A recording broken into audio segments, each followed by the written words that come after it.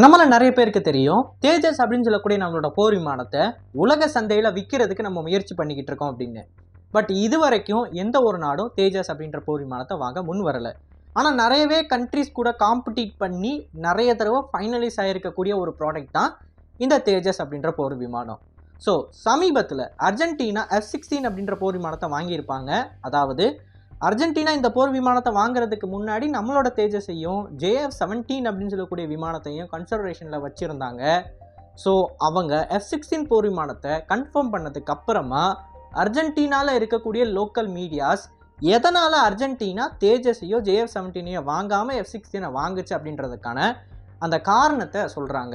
So இன்றைக்கான காணொலியில் அவங்களோட காரணங்கள் என்ன, கூடுதலாக நம்மளோட போர் விமானத்தை விற்கிறதுக்கு நம்ம இன்னும் என்னென்ன பண்ண வேண்டியது இருக்குது அப்படின்றது தான் தெளிவாக பார்க்க போகிறோம். நான் உங்கள் ஆகாஷ், தமிழ் பொக்கிஷம் வழங்கும் TP டிஃபென்ஸ். முதல் விஷயம், அர்ஜென்டினாவுக்கு 3 போர் விமானங்கள் போட்டி போட்டுக்கிட்டு இருந்துச்சு. ஒன்று JF-17, இன்னொன்று F-16, இன்னொன்று தேஜஸ் அப்படின்ற போர் விமானம்.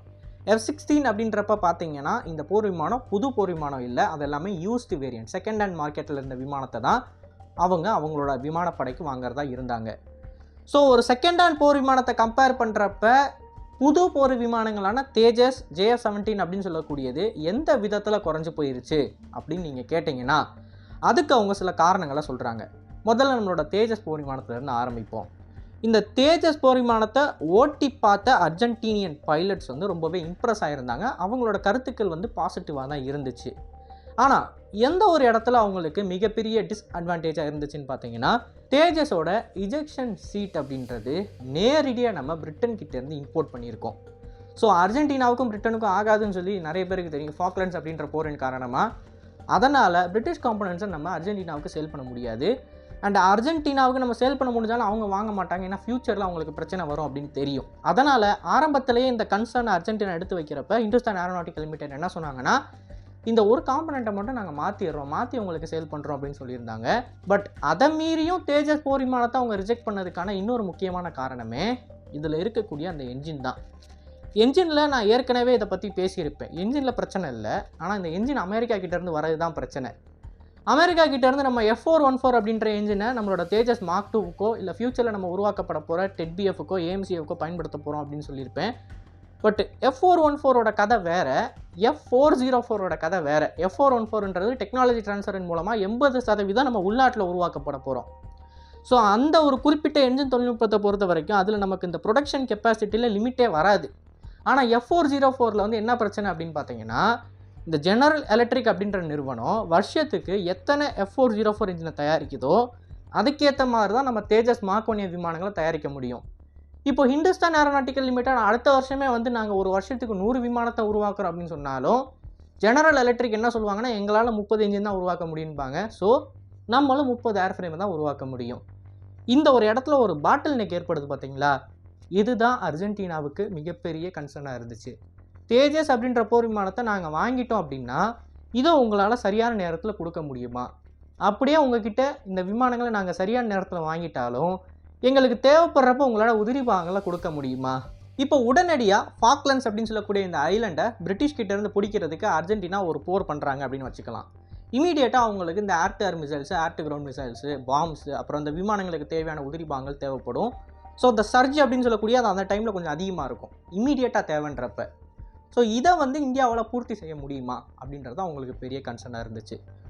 ஸோ ஆஸ் அன் ஏர்க்ராஃப்டாக, ஆஸ் அ டெக்னாலஜியாக தேஜஸ் அப்படின்னு சொல்லக்கூடியது ஃப்ரண்ட் ரன்னராக இருந்தாலும் ஒரு ரிலையபிளான பார்ட்னராக இந்தியா இருக்க முடியுமா அப்படின்ற இடத்துல தான் அவங்க என்ன பண்ணியிருக்காங்க, தேஜஸை ரிஜெக்ட் பண்ணியிருக்காங்க.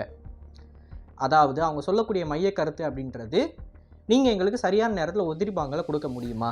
இது வரைக்கும் வெறும் 40 தேஜஸ் போர் விமானங்கள் தான் உருவாகியிருக்கு. இந்திய விமானப்படை இந்த போர் விமானத்தை இன்னும் இண்டெக்ட் பண்ண ஆரம்பிக்கலை.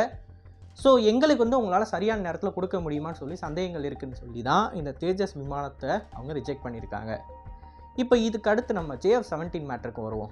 JF-17 பொறுத்த வரைக்கும் அதில் ஒரு கிளியரான அட்வான்டேஜ் இருக்குது. என்ன அப்படின்னு பார்த்தீங்கன்னா, சீனா. இது பாகிஸ்தான் மட்டும் உருவாக்கின போர் விமானம் கிடையாது, பாகிஸ்தான் மற்றும் சீனா இணைந்து உருவாக்கின ஒரு போர் விமானம். இந்த போர் விமானத்தை வாங்கினாங்க அப்படின்னா கண்டிப்பான முறையில் சீனாவால் சரியான நேரத்தில் உதிரி பாகங்களை கொடுக்க முடியும். ஏன்னா அவங்கக்கிட்ட அவ்வளோ பெரிய ப்ரொடக்ஷன் கெப்பாசிட்டி இருக்குது. கூடுதலாக இந்த JF-17 வந்து பாகிஸ்தான் விமானப்படை பயன்படுத்துகிறாங்க. அண்ட் இன்னமும் சில நாடுகளுக்கு ஏற்கனவே JF-17ன்றது எக்ஸ்போர்ட் ஆகிருக்கு. அவங்களும் இந்த விமானங்களை பயன்படுத்திட்டு தான் இருக்காங்க, என்ன தான் அதில் பிரச்சனை இருந்தாலும். இப்போது இந்த தேஜஸ் போர் விமானத்தை கம்பேர் பண்ணுறப்ப future experience and serviceability spare பார்ட்ஸ்னு வர்றப்ப JF-17க்கு வந்து ஒரு கிளியரான அட்வான்டேஜ் இருக்குது. அதுக்கான முக்கியமான காரணமே அந்த விமானத்தை அதிக விமானப்படைகள் பயன்படுத்துது அப்படின்றது தான். ஸோ இந்த இடத்துல அவங்க JF-17 வாங்கியிருக்கலாமே, ஏன் பழைய F-16 வாங்கினாங்க அப்படின்னு கேட்டிங்கன்னா, அதுக்கு அவங்க சொன்ன காரணம் JF-17ஓட எக்ஸ்போர்ட் வேரியண்ட்டில் இருக்கக்கூடிய அந்த ரெடார் தொழில்நுட்பம், அந்த வெப்பன்ஸ் மேனேஜ்மெண்ட் சிஸ்டம் அண்ட் அதோட ஏர் to air missiles, air to ground missiles எல்லாமே தரம் கம்மியாக இருக்குது. எக்ஸ்போர்ட் வேரியண்ட் வந்து அவங்க உள்நாட்டில் தயாரிக்கிற விமானத்துக்கு இணையாக இல்லை. இந்த விமானத்தை நாங்கள் ஓட்டினோம் அப்படின்னா நாங்கள் போரில் தோற்று போயிடுவோன்னு சொல்லி அர்ஜென்டினாவில் இருக்கக்கூடிய பைலட்ஸ் வெளிப்படையாகவே இதோட பர்ஃபார்மன்ஸில் பிரச்சனை இருக்குன்னு சொல்லியிருக்காங்க.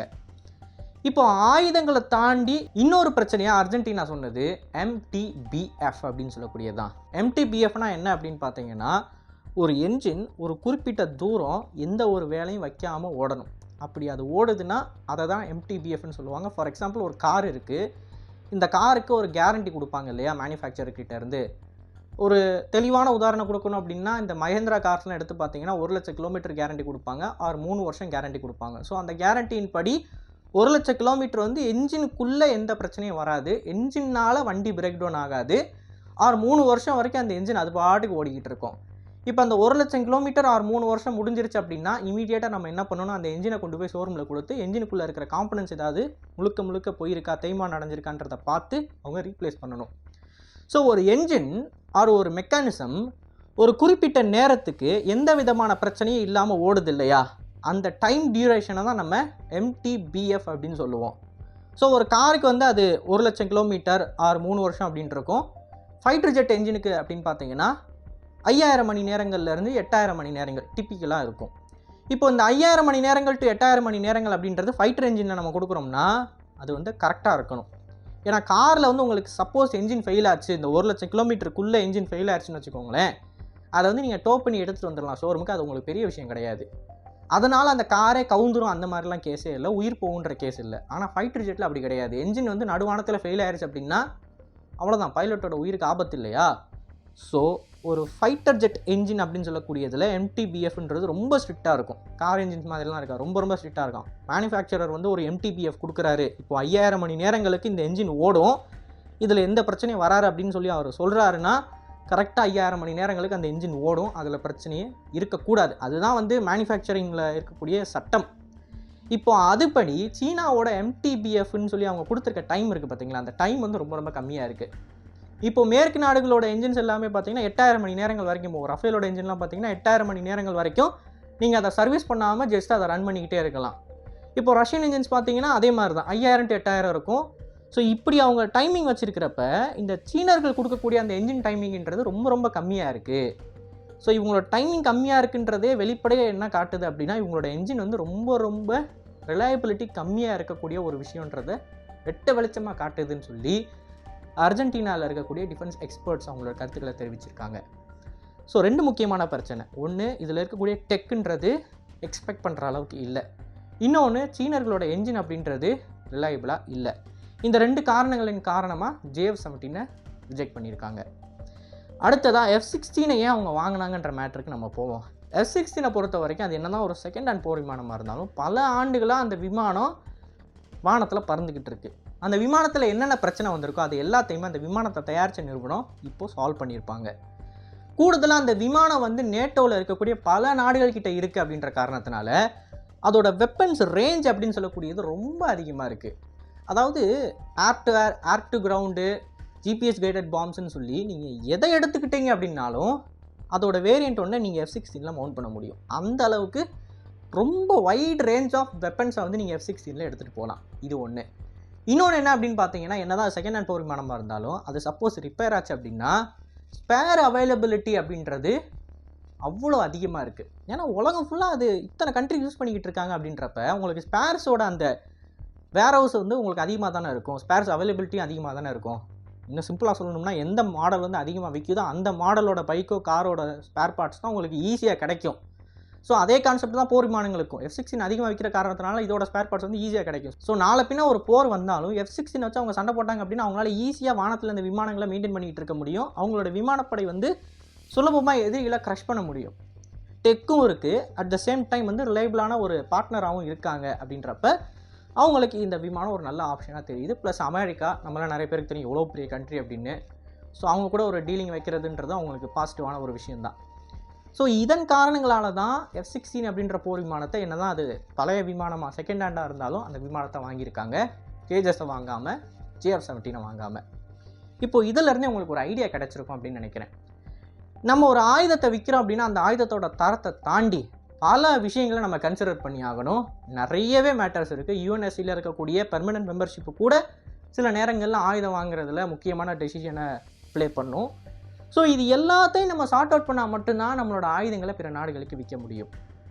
இன்னும் குறிப்பாக சொல்லணும் அப்படின்னா இந்த பிரம்மோஸ் அப்படின்ற ஏவுகணையில் 70% இண்டிஜினஸ் கண்டென்ட் அப்படின்றது 100% ஆயிடுச்சு அப்படின்னா இன்னமும் நிறைய நாடுகளுக்கு நம்மளால் பிரம்மோஸை விற்க முடியும். வெறுமனே அது பிலிப்பைன்ஸோடையோ இல்லை மலேசியா, சிங்கப்பூர் மாதிரியான கண்ட்ரிஸோடையோ லிமிட்டடாக இருக்காமல் இன்னும் ஏகப்பட்ட நாடுகளுக்கு விற்க முடியும். அதே மாதிரி தான் தேஜஸுக்கும். தேஜஸில் இருக்கக்கூடிய என்ஜினை நம்ம கூடிய சீக்கிரம் காவேரியை கொண்டு ரீப்ளேஸ் பண்ணணும். அதுக்கான ஒர்க்ஸ் போயிட்டு தான் இருக்குது.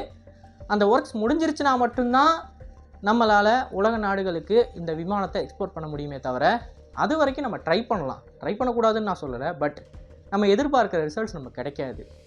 ஸோ இன்றைக்கான காணொலியில் நான் சொன்ன விஷயத்தை பற்றி நீங்கள் என்ன நினைக்கிறீங்க அப்படின்றத மறக்காம கமெண்ட்ஸில் பதிவிடுங்க. அண்ட் இது போல பல தகவலை தெரிந்து கொள்ள டிபிடிஎம்ஸ் பேஜை ஃபாலோ பண்ணிக்கோங்க. நல்லதே இப்போ நல்ல சமுதாயத்தை வரும். நன்றி, வணக்கம்.